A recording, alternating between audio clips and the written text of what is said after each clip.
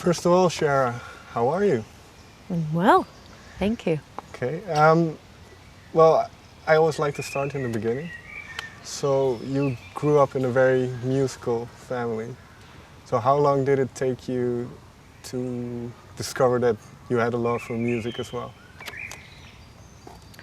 I don't really remember not having music in my life or knowing that it was important to me. My first memory was my mother playing an organ concert, classical organ recital, and my grandfather played guitar, and my father was a choir director. So from the beginning of my life, I saw my parents and grandparents, aunts, uncles on stage performing, and so that was normal for me. It wasn't like anything I ever had to make a choice about. It just was the way that I grew up. Was it then expected as well, or? Not really. I think my brother and sister didn't pursue music as their life, so there wasn't. I mean, there was a certain expectation on us that.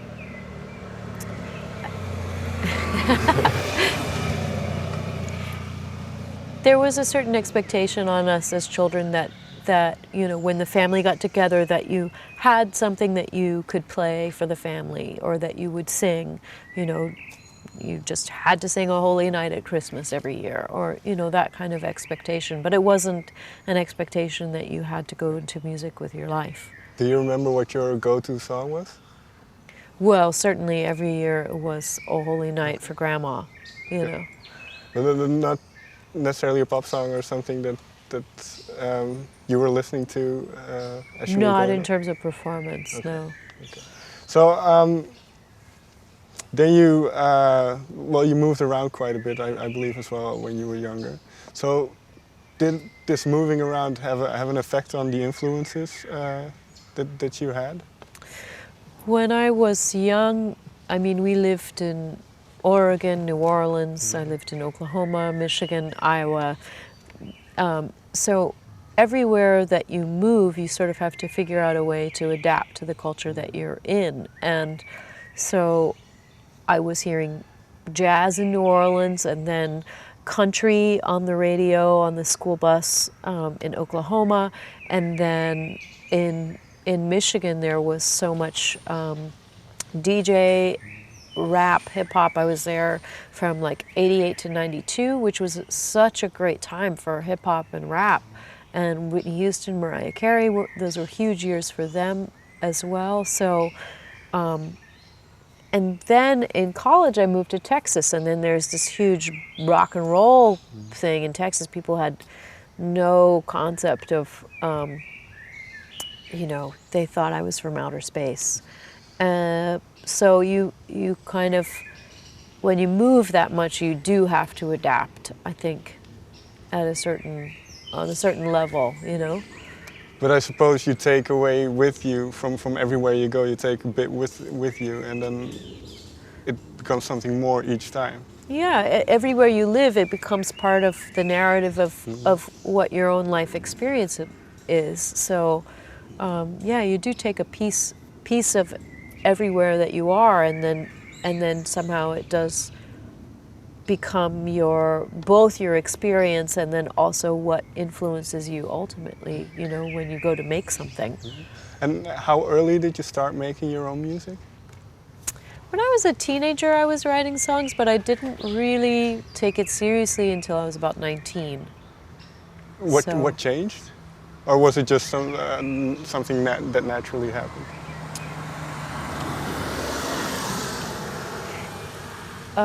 When I was 19, I was in my first band. And so suddenly there was like a weekly context that I had to produce material. And it took me a little while to do my own shows. But I think being in a band for the first time is what kind of made me take it more seriously. And this was in Texas? Uh-huh. Okay. And what kind of music then did the band make? Was it already, can you hear, if you listen back to it, can you hear some elements that still are there? Not with that band, because I was coming in as a singer more so, but I reacted to being in that band to like, well, I'm going to learn how to write my own stuff because what you guys are doing is not really what I'm feeling. So, so then I started working on my own music. And what compelled you? Well, was it just something you wanted to do, or did you have something to express? Was it part of being a musician, or why did you feel the need to be more than a singer and come up with your own stuff? I think my favorite thing to do, you know, is just the spark of an idea that comes from. I think music is. If you could say it in words, then you would, but you can't. So then you find some other outlet for it. And I think songwriting became that way of just expressing my personal feelings in a way that I couldn't articulate in words. And then over time, and as you do more and more records, then you become professional and you like take it as a job. And but at the same time, it fundamentally has, it's always got something of yourself in it, you know. So, can I assume then that that most of it is written from a autobiographical perspective? This record started out really as a question of what is the value of music. And I was looking at the music industry, and in the last 5 years, the music industry has completely changed. And in America, you know, so much educational programs for art and for music have been done away with in the schools. And so when your government, when your country doesn't believe in the value of art as something that's fundamentally good for humans, they're like, oh yeah, there, your little hobby. You start to question what it is that you're doing. And so the record began simply as a question of what is the value of music. And so I started reading a book by Daniel Levitin called The World in Six Songs. And in the book he talks about these sort of 6 different themes throughout human history: war, friendship, shamanism, religion, information songs. So there's kind of this running list. So the record began as, okay, I want to write a song for each of these themes, and then I wanted it to be more of a corporate experience. So what are the ways in which I can break down this, here's the professional on stage, and there's you, the audience. So the idea of the marching band as being something that's three-dimensional, and that is probably something that a lot of people, at least in the States, because there are still marching bands in all of the high schools, something that they played that instrument before. And so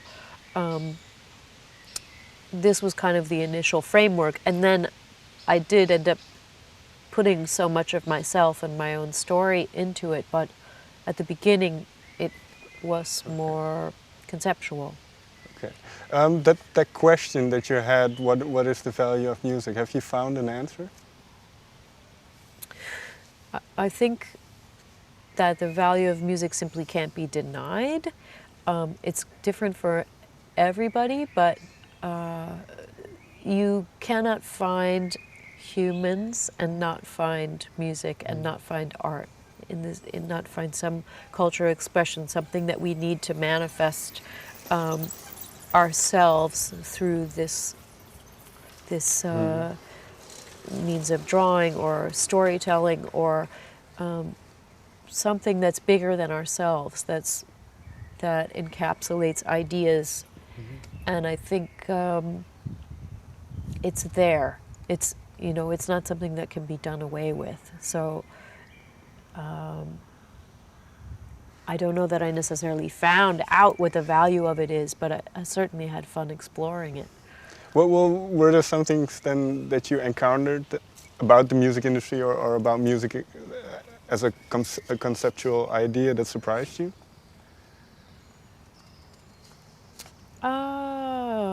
What surprised me?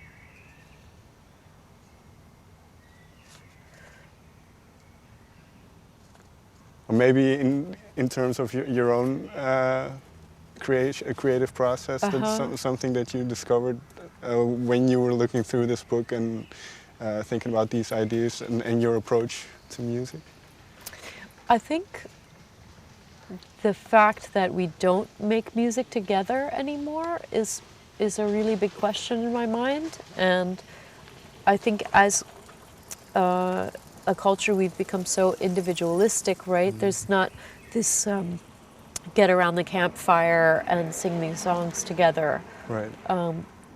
So I'm fascinated by our need to do things together, whether that manifests in our culture now as church or as going to a football game and singing songs together at a match, you know. Where are these moments of communal gathering? Is it a parade? Is it like, how is it that people are brought together? And rock concerts certainly are like one of the places that happens. And this then goes back, I think, as well to the concept of a school band or something that people do together. Yeah. Okay. Do you remember, you mentioned you started writing a song for each of the 6 ideas. Do you remember which was the first? The song on the record that you started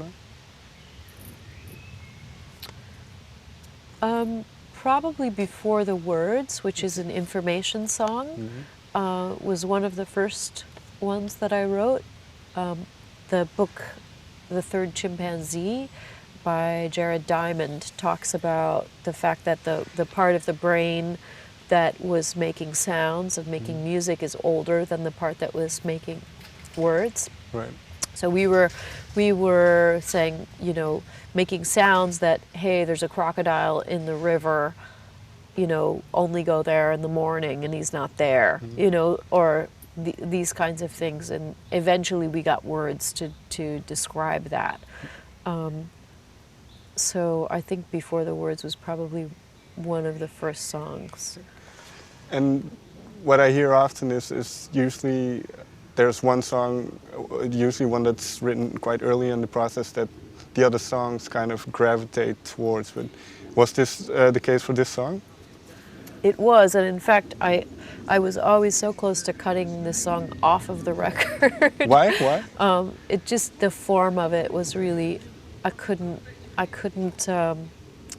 it's a strange little tune because it's like, where's the verse, where's the chorus, where's the bridge, like how does this song actually work? And the arrangement of it was also very difficult, so I kept like fighting to keep it on, but it was a centerpiece of the record, and so we had to keep fighting for it.